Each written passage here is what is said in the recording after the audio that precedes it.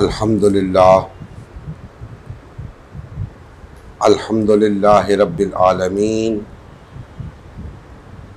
वस्सलातु वस्सलामु अला सय्यदिल अंबिया वल मुरसलीन व अला आलिहि व अस्हाबिहि अजमईन। अम्मा बाद फ़अऊज़ु बिल्लाहि मिनश शैतानिर रजीम। बिस्मिल्लाहिर रहमानिर रहीम। रब्बि इश्रह ली सदरी व यस्सिर ली अमरी वहलुल उक़दतम मिन लिसानी यफ़क़हू क़ौली। सदक़ल्लाहु मौलाना अज़ीम।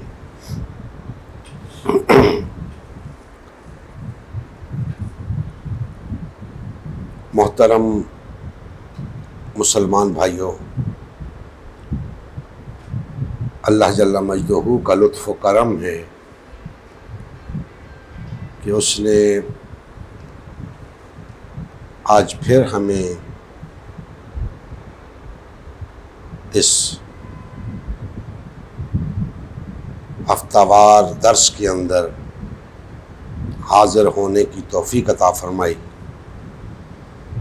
अल्लाह जल्ला मजदूहू हम सब की हाज़िरी अपनी बारगाह में मंजूर व मकबूल फ़रमाए।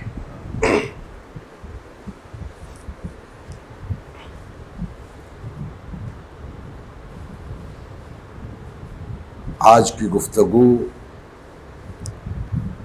कोई बाकायदा दर्स या तकरीर नहीं है। आज कुछ बातें आप भाइयों से भी कहनी हैं, कुछ अपने उन तमाम मुसलमान भाइयों से कहनी है जो इस वक्त बेशुमार फ़िरक़ों, पार्टियों और जमातों के अंदर तकसीम हैं और दुनिया के तूल व अर्ज़ में फैले हुए हैं। और बिलखुसूस मुसलमानाने पाकिस्तान से कुछ बातें कहनी हैं, मुसलमानों की जमातों और फ़िरक़ों के सरबराहान और वाबस्तगान से कुछ बातें कहनी हैं। और ये सब गुफ्तगू आलमी क़याम खिलाफत कॉन्फ्रेंस के तनाजुर में होगी।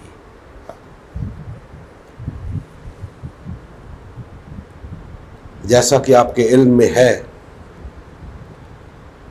कि हमने एक अज़ीमुश्शान आलमी क़याम खिलाफत कॉन्फ्रेंस के इनेकाद का ऐलान किया है। आलमी क़याम खिलाफत कॉन्फ्रेंस कोई शख्स ये बात अपने जहन में ना लाए कि इस आलमी क़याम खिलाफत कॉन्फ्रेंस का मकसद कोई मखसूस किस्म की खिलाफत का क़याम है।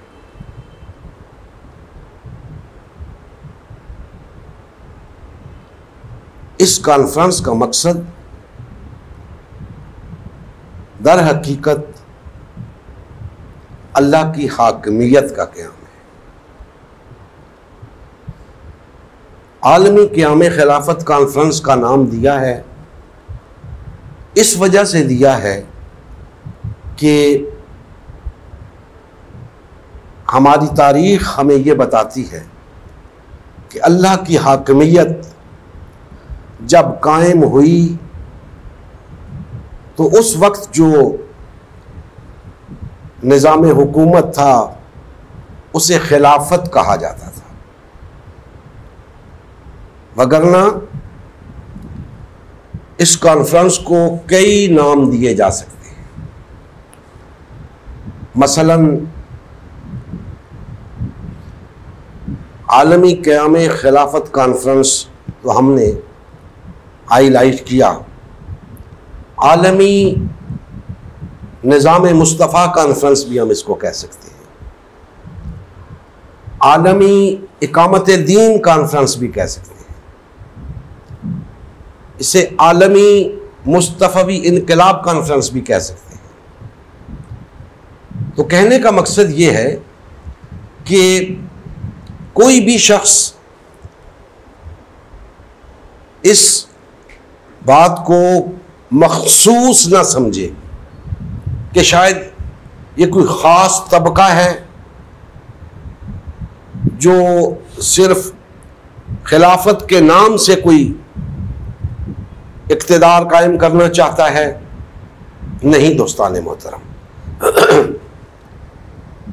जो इस्तिलाहात मुसलमानों ने अल्लाह की हाकमियत के क़याम के लिए इख्तियार की हैं, वो तमाम इस कॉन्फ्रेंस के उन्वानात हैं।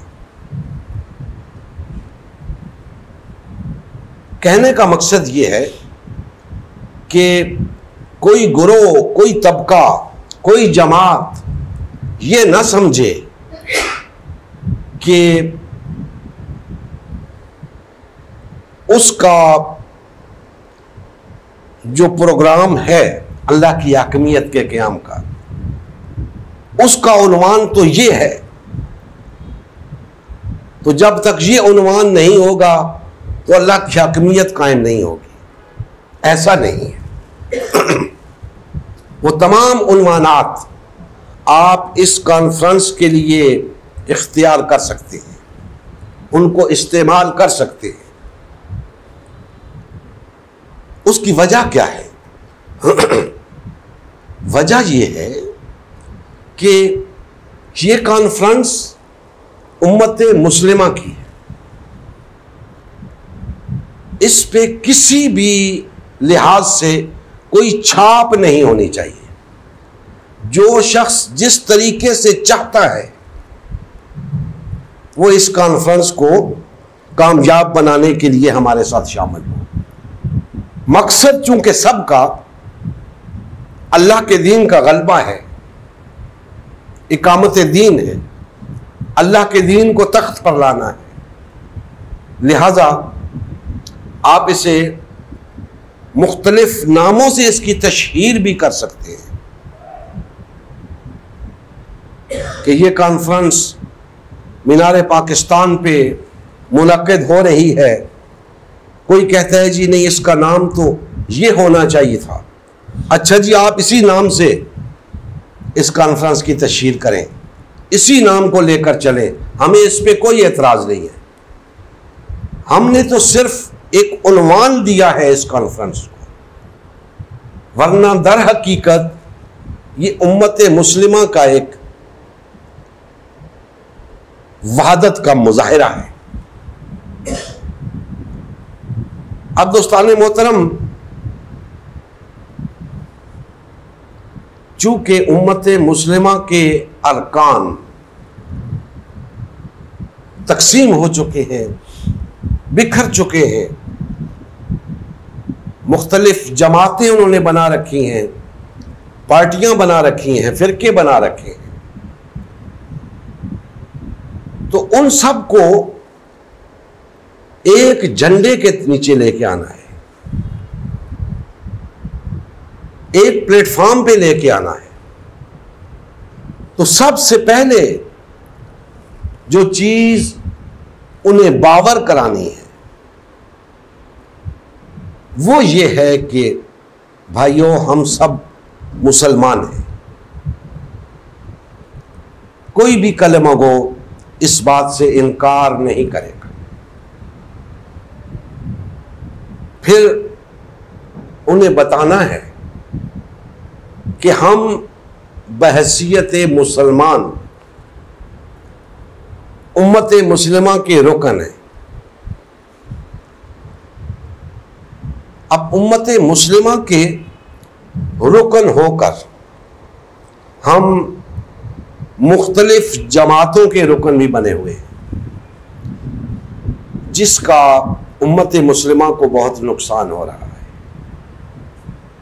आज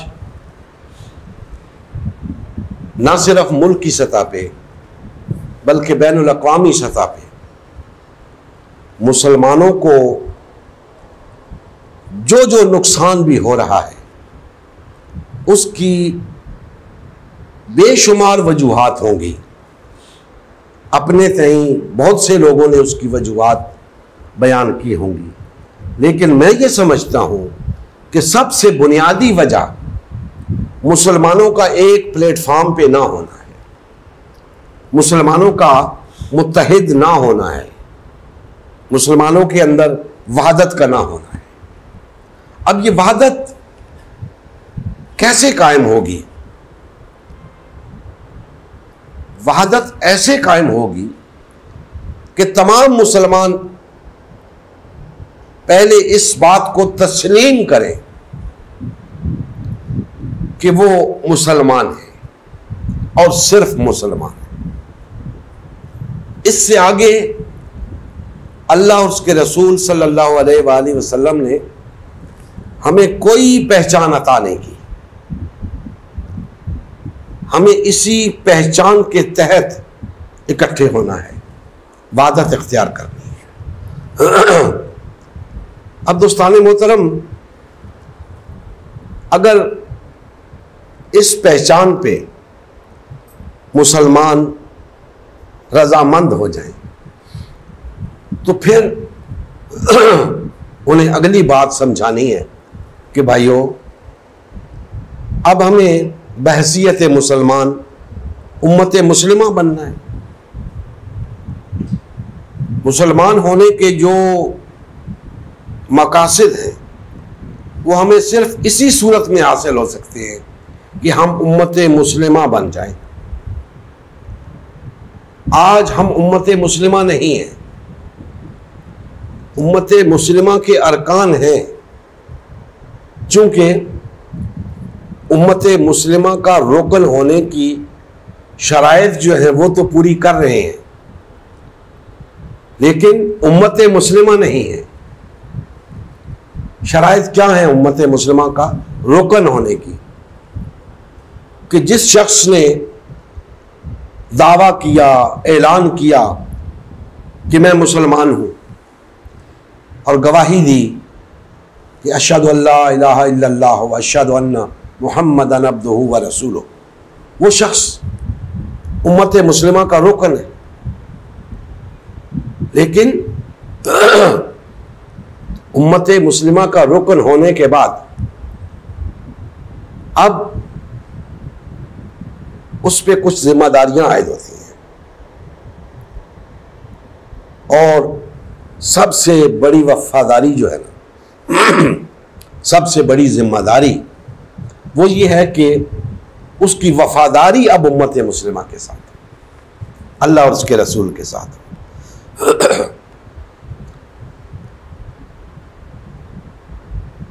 मुसलमान कर क्या रहे हैं? दावा तो मुसलमान होने का है, कलमा भी पढ़ते हैं, गवाही भी दे रहे हैं अल्लाह उसके रसूल की, लेकिन वफादारी उम्मत मुस्लिमा के साथ नहीं है। वफादारियां किसी और के साथ हैं। उम्मत मुस्लिमा हम तब करार पाएंगे जब हमारी वफादारियां भी उम्मत मुस्लिमा के साथ होंगी। उम्मत मुस्लिमा के साथ वफादारियां होने का क्या मतलब है? बड़ी सादा सी बात है कि जिस तरह आपकी वफादारियां पीपल्स पार्टी के साथ हैं, मुस्लिम लीग के साथ हैं, तहरीक इंसाफ के साथ हैं, जमात इस्लामी के साथ हैं, मिनहाजुल कुरान के साथ हैं, तबलीगी जमात के साथ हैं, दावत इस्लामी के साथ हैं, तंजीम इस्लामी के साथ हैं, बहुत सारी जमातें हैं, इनके साथ मुसलमानों की वफादारियां हैं। तो ऐसे ही वफादारियां उम्मत मुस्लिमा के साथ होनी चाहिए। उम्मत मुस्लिमा के साथ हमारी वफादारियां नहीं हैं। वफादारियां बाद की बात है, उम्मत मुस्लिमा के साथ ही नहीं है। हम जिन जमातों के साथ हैं वफादारियां भी उनके साथ हैं। तो अब देखें, अपने तई तमाम जमातें अपने आप को हक पर समझती हैं और इस बात की दावेदार हैं कि जो कुछ हम कर रहे हैं वो हक है।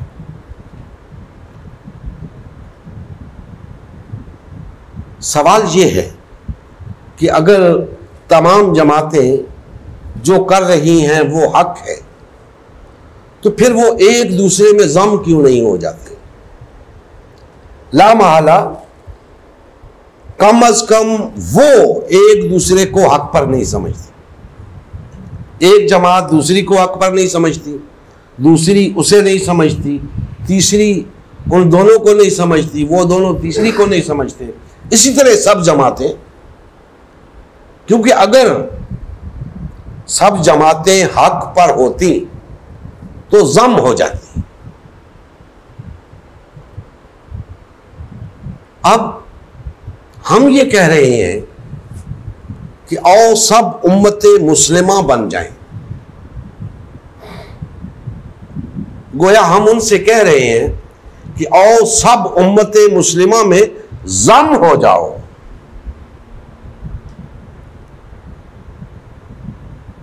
अब उनके लिए दुश्वारी ये है, वो ये भी नहीं कह सकते कि हम तो उम्मत मुस्लिमा के रुकन ही नहीं है, हम कैसे जम हो जाए इसमें। उम्मत मुस्लिमा का और हमारा दीन ही अलग है, हम कैसे जम हो जाए, ऐसा नहीं कह सकते। नजरियात का इख्तिलाफ साबित नहीं कर सकते। तो अब उन्हें कायल करना मुश्किल नहीं है। जरूरत इस बात की है कि उन्हें समझाया जाए प्यार से, मोहब्बत से, दलील से कि आपका अलग से अपना वजूद कायम करना कुरान और सुन्नत की रूह से दुरुस्त नहीं है। और फिर आप सब अपने तय हक पर हो और हक के कयाम के लिए जद्दोजहद कर रहे हो। तो अगर ऐसी ही बात है तो सब मिलके ये जद्दोजहद कर लो, हक का गलबा हो जाएगा, हक कायम हो जाएगा। नहीं, उन सब का हक अपना अपना है, उन सब का अपना अपना हक है। वो अपने हक को कायम करना चाहते हैं। हम उन्हें इस बात की दावत दे रहे हैं कि भाइयों आओ जो हक है उसे कायम करें। आपका मज़ऊमा हक कोई हैसियत नहीं रखता। किसी जमात का मज़ऊमा हक कोई हैसियत नहीं रखता। हक वही है जो अल्लाह उसके रसूल सल्लल्लाहु अलैहि वसल्लम ने बता दिया। तो अल्लाह उसके रसूल सल्लल्लाहु अलैहि वसल्लम की तालीम के मुताबिक हक ये है कि हम सबको एक होना चाहिए। आए कोई इसे डिनाई करे, आए कोई इसे मुस्तरद करे, जब हक ये है तो आओ हक पर क्यों नहीं आते? आप जिसको हक कह रहे हो वो आपका मज़ऊमा हक तो है, वो हक नहीं है। आपके अपने ज़ोम के मुताबिक वो हक है, कुरान और सुन्नत के मुताबिक वो हक नहीं है। दुनियावी नुक्ते निगाह से भी वो हक नहीं है। दुनियावी तौर पे भी हम उसे रद्द और मुस्तरद कर सकते हैं और कुरान और सुन्नत की रूह से भी उसे मुस्तरद और रद्द कर सकते हैं। लेकिन जो हक कुरान और सुन्नत बताएंगे उसे कोई मुसलमान रद्द नहीं कर सकता, उसे कोई मुसलमान मुस्तरद नहीं कर सकता। तो हम ये कह रहे हैं कि अगर कुरान और सुन्नत की रूह से हक कुछ और है तो हमें बताया जाए, और अगर नहीं यही हक है जो हम बता रहे हैं तो फिर इस पर आया जाए, इसको अपनाया जाए। ये वो बातें हैं, ये वो नुकात हैं जो हमने इन तमाम मुसलमान भाइयों के सामने रखने हैं कि भाइयों, आप सबका मकसद, हमें आपके खुलूस नियत पे कोई शक नहीं, आप सबका मकसद अल्लाह के दीन का गलबा है। कोई इसे इकामत दीन कहता है, कोई इसे मुस्तफ़वी इनकलाब कहता है, कोई इसे अल्लाह के दीन को तख्त पर लाना कहता है, कोई निज़ाम मुस्तफ़ा कहता है, कोई इस्लामी इनकलाब कहता है। मुख्तलिफ इस्तिलाहात हैं। मकसद सबसे पूछ ले, यही कहेंगे कि अल्लाह की हाकमियत का क़याम। तो अल्लाह की हाकमियत के क़याम के लिए जो तर्ज अमल आपने इख्तियार कर रखा है, अव्वल तो इस तरह अल्लाह की हाकमियत कायम नहीं होगी, और अगर आपने अपने ज़ोम के मुताबिक कायम कर ली तो वो कुरान और सुन्नत की रूह से दुरुस्त नहीं होगी। और न सिर्फ दुरुस्त नहीं होगी बल्कि इन तमाम जमातों में से जो जमात अपने तई हक को गालिब करने में कामयाब हो गई, जैसे मिसाल देता हूं, पीपल्स पार्टी की हुकूमत आती है तो वो अपने तई कामयाब हो गई है ना। मुस्लिम लीग की हुकूमत आती है तो अपने तई वो कामयाब हो गई। तहरीक इंसाफ की हुकूमत आती है तो अपने तई वो कामयाब हो गई। क्या कोई कह सकता है कि हक गालिब आ गया? नहीं कह सकता। 50 जमातें जो उन्हें तस्लीम ही नहीं करते, 15-20% वोट लेके वो हुकूमत अपनी कायम कर लेते हैं, अपने 5 साल गुजार के चले जाते हैं। हक आया चला गया, कोई 2 साल लगा के गया, कोई 3 साल लगा के गया। ना हक ऐसे आता है ना हक ऐसे जाता है। हक को लाने के लिए हम सबको इस बात पे मुत्तहिद होना होगा, वहादत इख्तियार करनी होगी कि अल्लाह उसके रसूल की तालीम के मुताबिक हक को कैसे लाया जाए। जब तक हम सब इस बात पे मुत्तफिक नहीं होंगे, हक नहीं आएगा। आपका इक़्तिदार आ जाएगा, आपकी हुकूमत आ जाएगी, हक नहीं आएगा। मैं बता चुका हूं आपको, इक़्तिदार हुकूमत आती है ना, पीपल्स पार्टी की भी आई, पीटीआई की भी आई, मुस्लिम लीग की भी आई, कितनी कितनी बारियां मुस्लिम लीग और पीपल्स पार्टी ने ली, तो वो हक तो नहीं था। इसी तरह बिल फर्ज कल जमात इस्लामी की हुकूमत आ जाती है, क्या वो हक हो जाएगा? नहीं। अगर जमीयत उलमा इस्लाम की हुकूमत आ जाती है, क्या वो हक हो जाएगा? नहीं।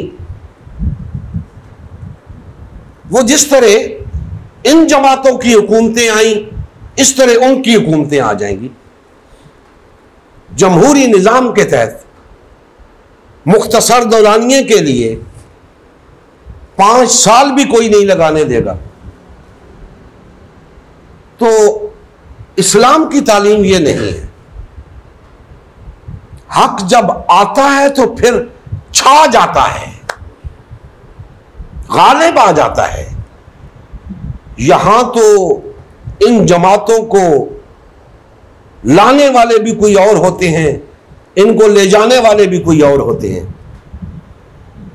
अगर पीपल्स पार्टी, मुस्लिम लीग, तहरीक इंसाफ की हुकूमतें आई हैं तो इन्हें कोई लाता है, और अगर ये हुकूमतें जाती हैं तो इन्हें कोई ले जाता है। इसी तरह इस निजाम के अंदर अगर किसी मजहबी जमात की हुकूमत आ भी गई तो उसे लाने वाला कोई होगा, यह बात याद रखिएगा। कौन होगा? जो इन्हें लेके आता है वही उन्हें भी लेके आएगा, और जैसे ये जाते हैं वैसे ही वो भी जाएंगे।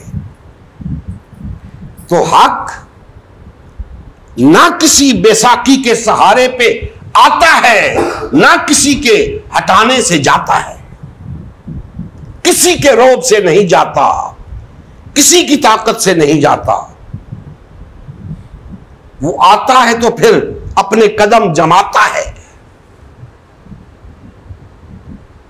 उसके सामने फिर कोई नहीं ठहर सकता। तो हक को लाने के लिए हमें हक परस्त बनना होगा। आज बेशुमार जमातों के अंदर हम तकसीम हैं, पार्टियों के अंदर तकसीम है। मैं बरमला कहा करता हूं, कोई जमात, जितनी जमातें हैं, मजहबी जमातें, सियासी जमातें, पीपल्स पार्टी, तहरीक इंसाफ, मुस्लिम लीग, इनको छोड़ दें। ये वो जमातें हैं, इन्हें सेकुलर जमातें कहा जाता है। इनका इस्लाम के लिहाज से कोई नुक्ता नजर नहीं होता। इस्लाम को ये लोग सिर्फ इस्तेमाल करते हैं जब उनको जरूरत पड़ती है, और इस्लाम का नाम लेना इनकी मजबूरी है। मैं तो उनकी बात कर रहा हूं जो इस्लाम के दावेदार हैं, बजाम खेश ठेकेदार हैं। मजहबी जमातें, सियासी जमातें, किसी जमात को मेरे साथ बिठा दें, मुझे ले जाएं उनके पास, मैं उन्हें बताऊंगा कि आपकी कामयाबी का 1% भी इम्कान नहीं है, और वो तस्लीम करेंगे। किसी जमात की कामयाबी का कोई इम्कान नहीं इस मौजूदा निजाम के अंदर। भाई, जब आपकी कामयाबी का कोई इम्कान नहीं है तो फिर आप क्या कर रहे हैं? कामयाबी का कोई सोचें, कामयाबी कैसे होगी? फिर दूसरी बात बताता हूं। फिर वो जैसे पहले मुत्तहिदा मजलिस अमल बनी, इस तरह के कुछ मंसूबे सामने लाएंगे, जी ऐसा कर लें, ऐसा कर लें, वो भी कामयाबी नहीं होगी। उस पे भी पहले भी बहुत झगड़े हुए हैं सीटों पे, पहले भी बहुत तनाज़ात हुए हैं क़यादतों पे, वो भी मसले का हल नहीं है। और अगर बिलफर्ज ऐसा कोई गठजोड़ कर भी लिया जाए तो ये निज़ाम हक को कायम नहीं होने देगा। इस निज़ाम के अंदर हक के कयाम की गुंजाइश ही नहीं है। यहां तो जो जितना बड़ा झूठा होगा, जितना बड़ा बातिल और तागूती ताकतों का एजेंट होगा, उतना बड़ा मुहिब वतन होगा, उतना बड़ा सियासी लीडर होगा इस निजाम के अंदर।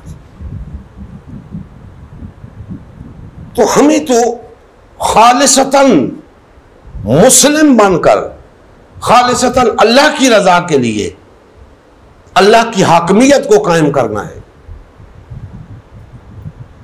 हम झूठ बोल के लोगों को सब्ज बाग दिखाकर तो इक़्तिदार तक नहीं पहुंचना चाहते, जबकि यह निज़ाम तकाजा करता है कि लोगों से झूठ बोले, लोगों को सब्ज बाग दिखाएं, ख्वाब दिखाएं, उन्हें अच्छे मुस्तकबिल के, रोशन मुस्तकबिल के ख्वाब दिखाएं उन्हें, और फिर उन्हें इस्तेमाल करें।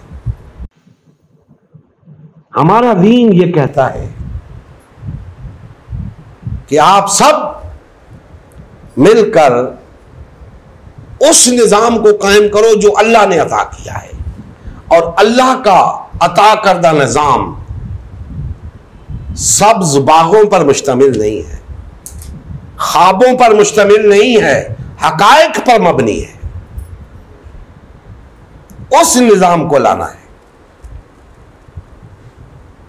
आज न सिर्फ मुल्क की सतह पे बल्कि बैनुल अक़वामी सतह पे बातिल और तागूती ताकतें किसी सूरत नहीं चाहती कि दुनिया के किसी खित्ते पर भी किसी भी सूरत में हक गालिब आए, वो नहीं चाहती। और हक के गलबे का अंदेशा उन्हें सिर्फ मुसलमानों की तरफ से है। उन्हें पता है कि अगर हक कभी गालिब आया तो मुसलमानों की तरफ से आएगा, लिहाजा उनकी पूरी तवज्जो मुसलमानों पर है। मगरिब की तरफ से बाकायदा मंसूबा बंदी के तहत हमारी नौजवान नस्ल को मगरिब ज़दा किया जा रहा है, मगरबी तहजीब का गर्विदा बनाया जा रहा है और इस्लाम से बेगाना किया जा रहा है, इस्लाम से दूर किया जा रहा है। ये तो गनीमत है कि आज के दौर में भी मुसलमान जितना भी मगरिब ज़दा हो चुका है, उसके बावजूद अल्लाह उसके रसूल से बड़ी मोहब्बत रखता है। लेकिन मगरिब की बातिल और तागूती ताकतों की कोशिश यही है कि मुसलमान नौजवान नस्ल के दिलों से अल्लाह उसके रसूल की मोहब्बत निकाल दो, दीन के साथ इनका ताल्लुक तोड़ दो। आज अगर मैं ये कहूं तो बेजा ना होगा कि मजहब से लगाओ जो नजर आ रहा है वो इन मजहबी जमातों के वाबस्तगान तक ही रह गया है, सिर्फ मदारस और मसाजिद से वाबस्ता लोगों तक ही रह गया है। बाकी तमाम लोग बेशक अल्लाह उसके रसूल से मोहब्बत रखते हैं, लेकिन ज़हनन सेकुलर हो चुके हैं, ज़हनन वो दीन से बागी हो चुके हैं। अब वो मजहब को कुछ और समझते हैं, सियासत को कुछ और समझते हैं। सियासत के अंदर वो मजहब को इस्तेमाल कर लेते हैं लोगों के जज्बात से खेलने के लिए। तो मगरिब की ये साजिश कि मुसलमानों की नौजवान नस्ल को दीन से दूर कर दो, वो उसमें अपने तौर पे कामयाब जा रहा है। और हम अपनी नाअहली की वजह से, हम अपनी नालायकी की वजह से उनके इस धोखे में आ रहे हैं। अगर हम इस धोखे से निकलना चाहते हैं, उनके इस शिकंजे से निकलना चाहते हैं और चाहते हैं कि ना सिर्फ हम खुद दीन पर कारबंद हो बल्कि तमाम इंसानियत दीन पर कारबंद हो, तो उसके लिए हमें सबसे पहले वहदत अख्तियार करनी है। इसके बगैर चारा नहीं है। हमें उम्मत मुस्लिमा बनना होगा। हम मुसलमान हैं, सब मुसलमान हैं, तो हमें मुख्तलिफ जमातों में तकसीम कर दिया गया है बड़े पुरखुलूस तरीके से, और हम उन जमातों के वफादार बन गए हैं। हमारी वफादारियां अल्लाह उसके रसूल के साथ खत्म होती जा रही हैं। अपनी जमातों के साथ वफादारियां मजबूत होती जा रही हैं, अपने मजहबी पेशवाओं और सियासी रहनुमाओं के साथ वफादारियां मजबूत होती जा रही, लेकिन दीन के साथ वफादारी कमजोर से कमजोर तर होती जा रही है। और याद रखें कि मुख्तलिफ जमातों के अंदर तकसीम लोग अपने तहीं बड़े कट्टर किस्म के दीनदार हैं, अल्लाह उसके रसूल के लिए मर मिटने को तैयार है, सब कुछ कर गुजरने को तैयार है, लेकिन अपनी जमात के अंदर रहकर, ये जो अपनी जमात के अंदर रहकर कुछ करना है, ये जमात के लिए कुछ करना है, अल्लाह और उसके रसूल के लिए नहीं है। अल्लाह और उसके रसूल के लिए कुछ करना यह है कि तमाम लोग अपनी अपनी जमातों से निकले और फिर कुछ करें, वो होगा अल्लाह उसके रसूल के लिए कुछ करना। आज जमात इस्लामी एक जलसा करती है,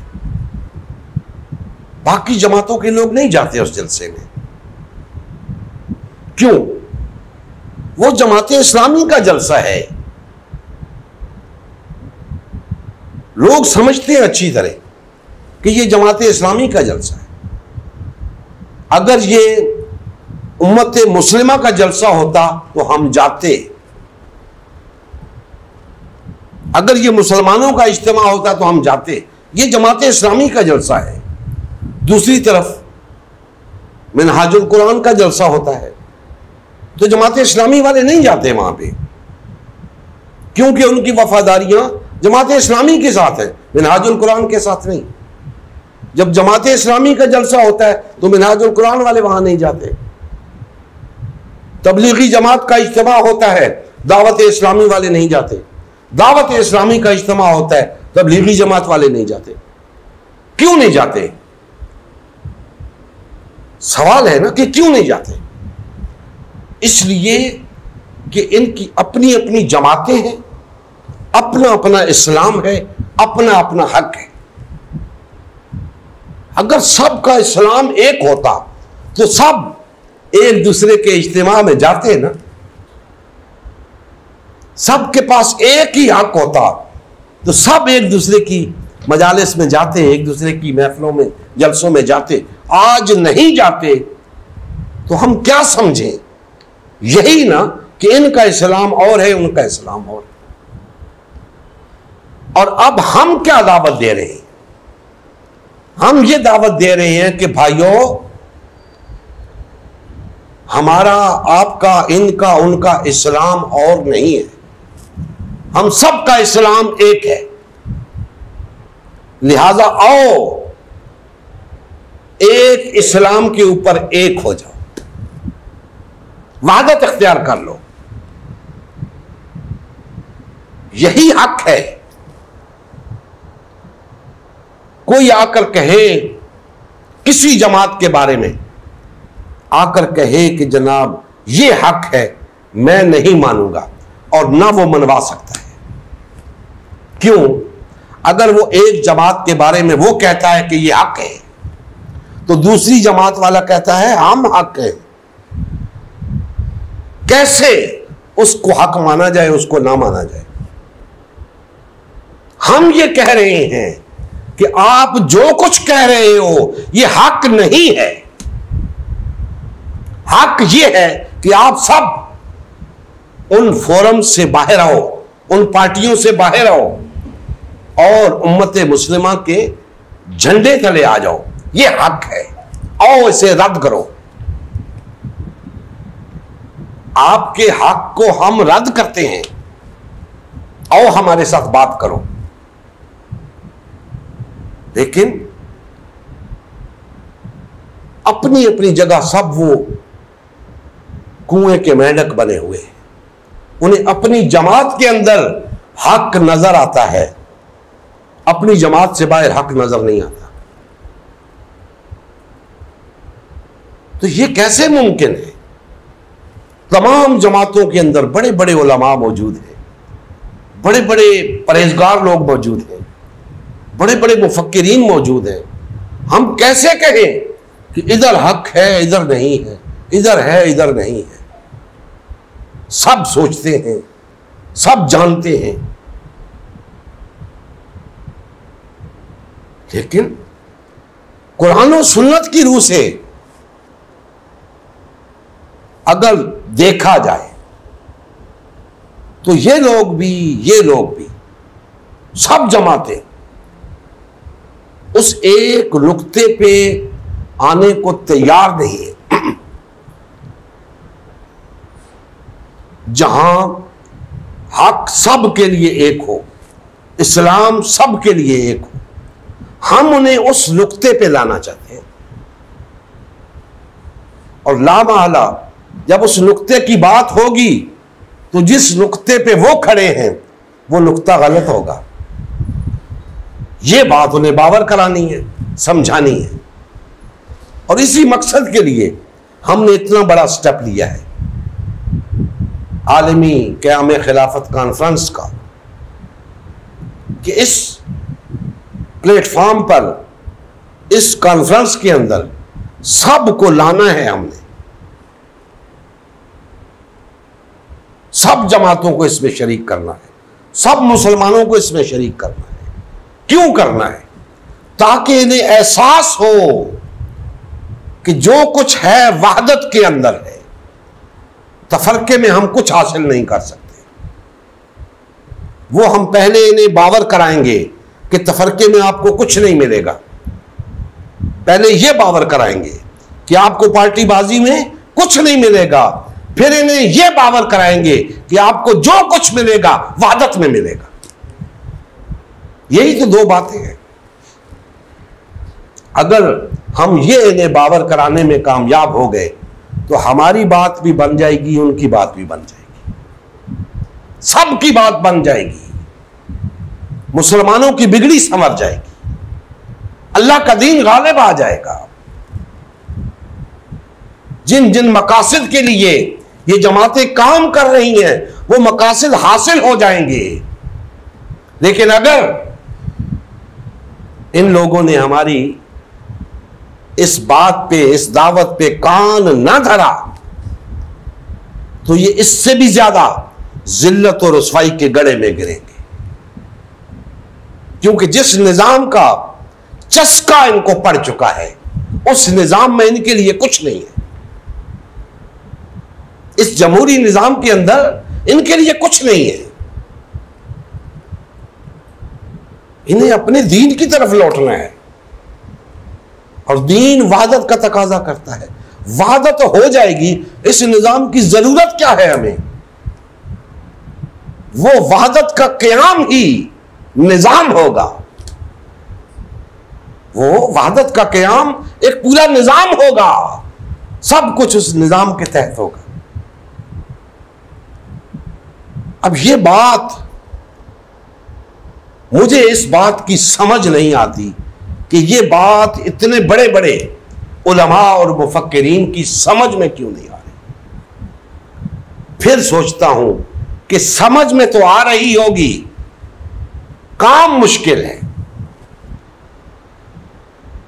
कुर्बानियां देनी पड़ती हैं इसके लिए, अपनी अना के बुत को तोड़ना पड़ता है,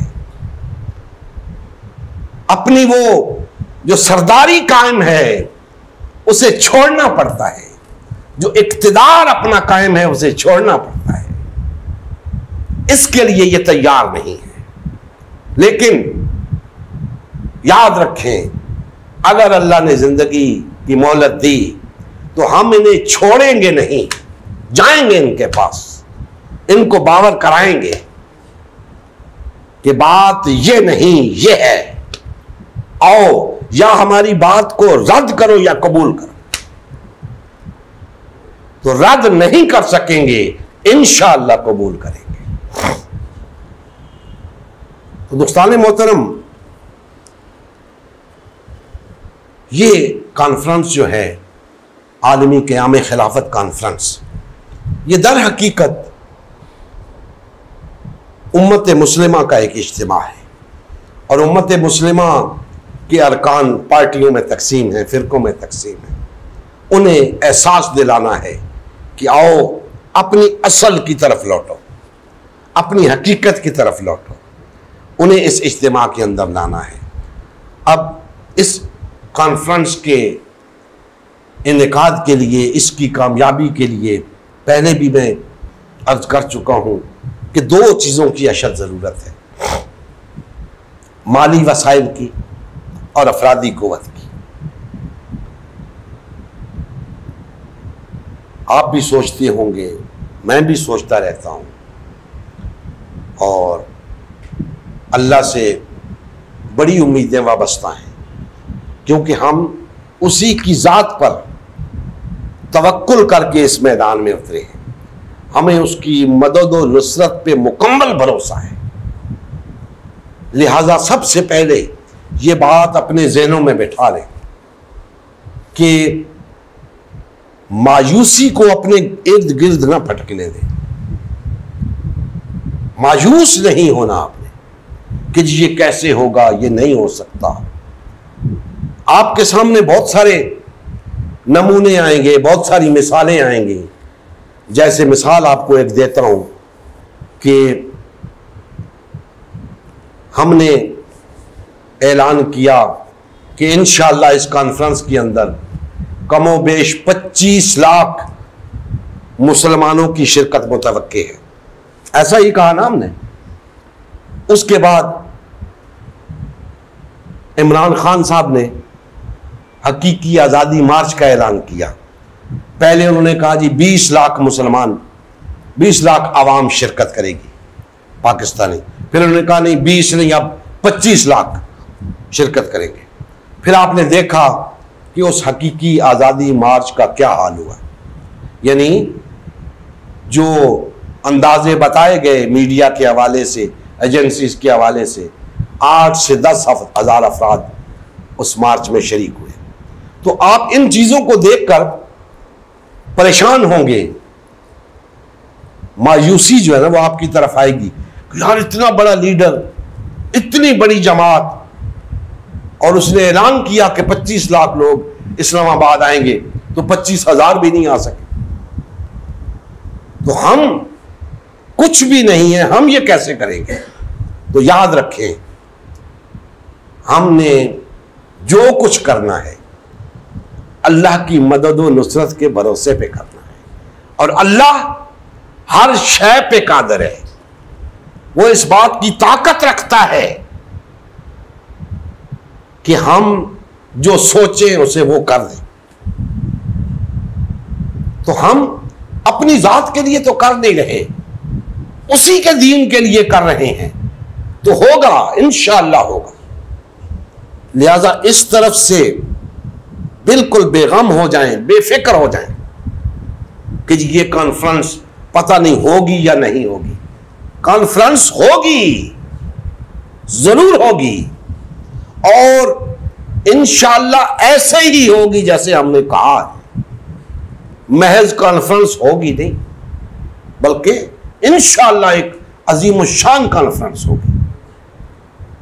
उसमें शायद हमें थोड़ा सा वक्त लग जाए, लेकिन कॉन्फ्रेंस जरूर होगी।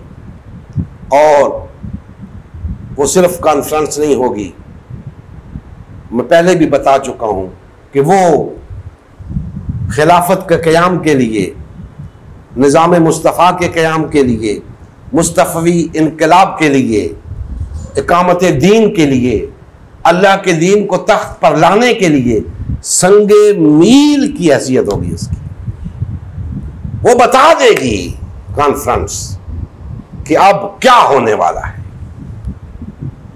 तो इंशाअल्लाह ताला इस हवाले से आप परेशान ना हो, लेकिन उसके साथ साथ ये बात भी याद रखें कि जब तक हम मेहनत नहीं करेंगे अल्लाह पाक नताइज भी नहीं देंगे। हमें मेहनत करनी है अपनी इस्तिताअत के मुताबिक, अपनी सलाहियत के मुताबिक।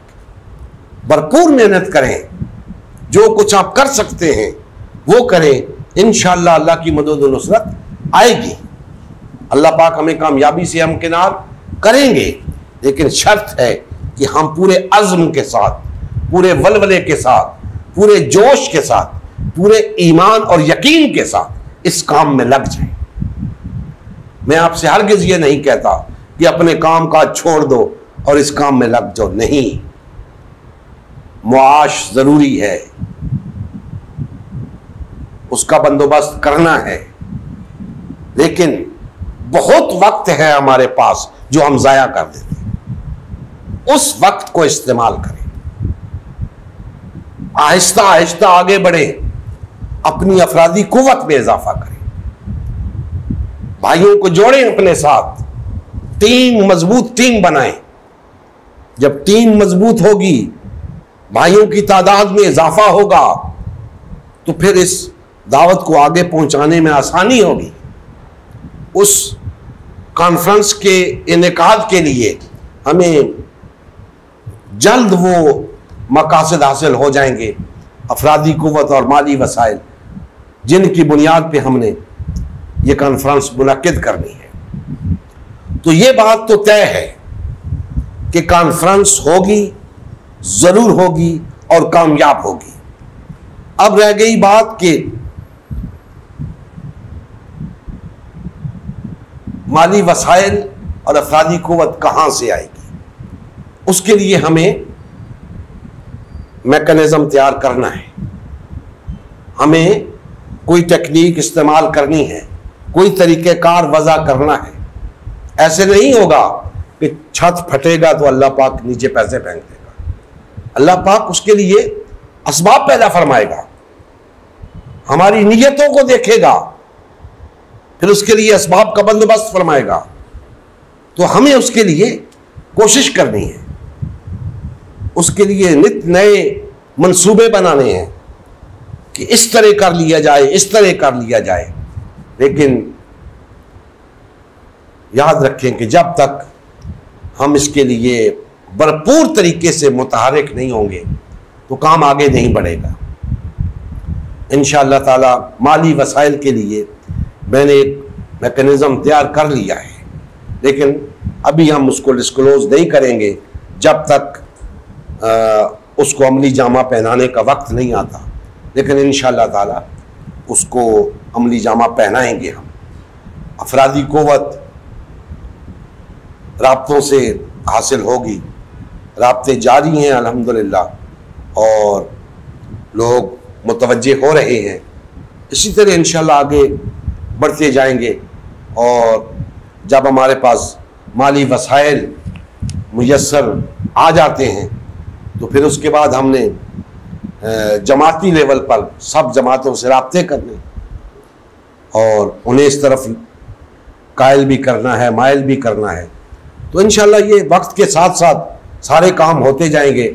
आप अपने तौर पे भरपूर तैयारी के साथ इस काम के लिए निकलें ताकि हम जल्द अज जल्द मंजिल मकसूद तक पहुंच सकें। अब दोस्तान मोहतरम,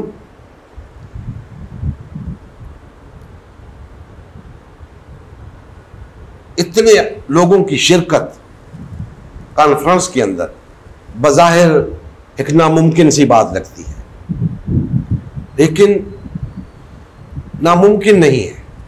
कोई चीज दुनिया में नामुमकिन नहीं होती। 25 करोड़ मुसलमानों के अंदर 25 लाख मुसलमान क्या 1% बनते हैं। हमने आज तक जमातों के, पार्टियों के इज्तिमा ही देखे हैं। मुसलमानों का वाहिद इज्तिमा हज के मौके पे होता है। मुसलमानों का वाहिद इज्तिमा हज के मौके पे होता है, और वहां भी पाबंदी होती है कि फलां मुल्क से इतने लोग आ सकते हैं, फलां मुल्क से इतने आ सकते हैं, फलां मुल्क से इतने आ सकते हैं। तो वो सबसे बड़ा इज्तिमा होता है।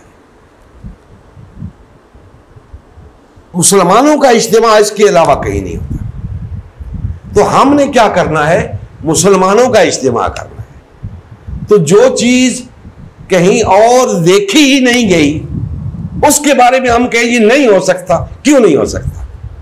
हो सकता है, होगा, क्योंकि ये पहली मर्तबा होगा, इसलिए हमें यकीन नहीं आ रहा।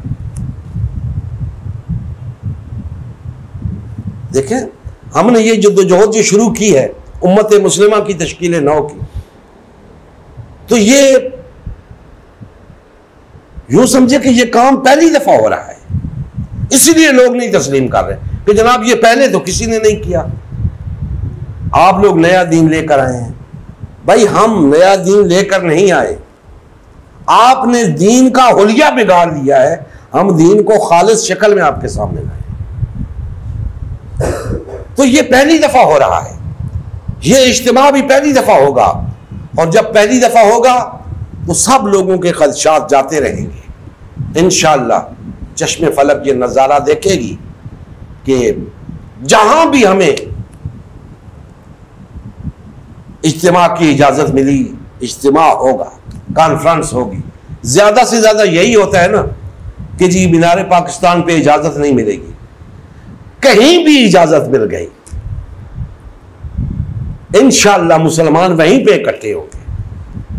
अब दूसरा खदशा काफी भाइयों की तरफ से आया है कि जी हमारी जमात रजिस्टर्ड नहीं है, हमें इज्तिमा की इजाजत नहीं मिलेगी। आइन के अंदर, इस जमहूरी आइन के अंदर, हम यहां रहते हैं ना, इसी आइन का हमने पाबंद होना है। इसी आइन के अंदर पाकिस्तान के शहरी का हक है, जमात का नहीं, पाकिस्तान के शहरियों का हक है। किस चीज का? Speech of, freedom of speech का, फ्रीडम ऑफ असेंबली का, इजहार राय का, ये शहरियों का हक है, जमातों का नहीं है आइन की रूह से। तो हम शहरी हैं, हम रजिस्टर्ड हैं, शनाख्ती कार्ड हमारे पास है, हम इकट्ठे हो सकते हैं, कोई हमें नहीं रोक सकता। हां ये हो सकता है कि हुकूमत कहे जनाब आप यहां नहीं कर सकते इज्तिमा। अच्छा जनाब कहां कर सकते हैं हमें बताएं, जहां हुकूमत कहेगी हम वहां कर लेंगे, रोक नहीं सकते हमें। हम इस मुल्क के शहरी हैं, इस आइन के तहत हम रजिस्टर्ड हैं, जमात हमने रजिस्टर्ड करानी नहीं है, ना हो सकती है, तो हमें इज्तिमा से कोई नहीं रोक सकता। ये बात अपने ज़हनों से निकाल दें, तो इंशाअल्लाह ताला सारे मसले हल होते जाएंगे, सारी मुश्किलात दूर होती जाएंगी, कोई रुकावट नहीं आएगी। अल्लाह पाक इनकी आंखों पे पट्टियां बांध देंगे। शर्त यह है कि हम अपने काज के साथ मुखलिस हो जाएं, सारे मसले हल हो जाएंगे। अल्लाह जल्ला मजदहू हमारे हाल पे रहम फरमाए और हमें कमा हक़्क़ुहू इस कॉन्फ्रेंस की कामयाबी के लिए मेहनत करने की तौफीक अता फरमाए। वमा अलैना इल्लल बलागुल मुबीन।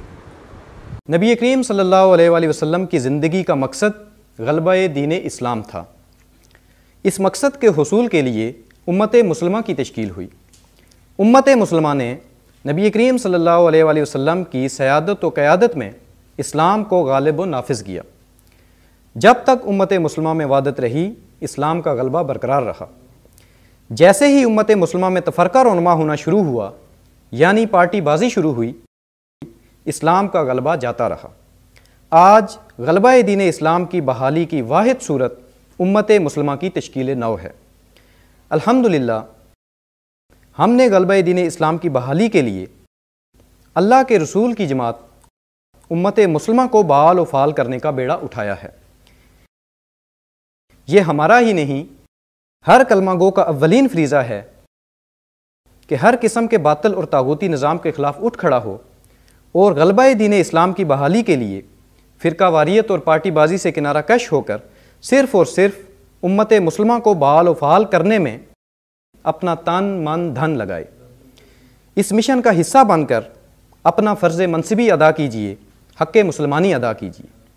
मज़ीद तफ़सील के लिए हमारा यूट्यूब चैनल उम्मत मुस्लिमा सब्सक्राइब करें। हमारा फेसबुक पेज उम्मत मुस्लिमा की तश्कील नौ लाइक करें। इस पैगाम को ज़्यादा से ज़्यादा शेयर करें। सवाल जवाब या फ़ीडबैक के लिए हमारा व्हाट्सएप ग्रुप या मैसेंजर ग्रुप ज्वाइन करें या इस नंबर पर रब्ता करें। नंबर और तमाम लिंक्स डिस्क्रिप्शन में भी मौजूद हैं। जज़ाकल्लाह खैर।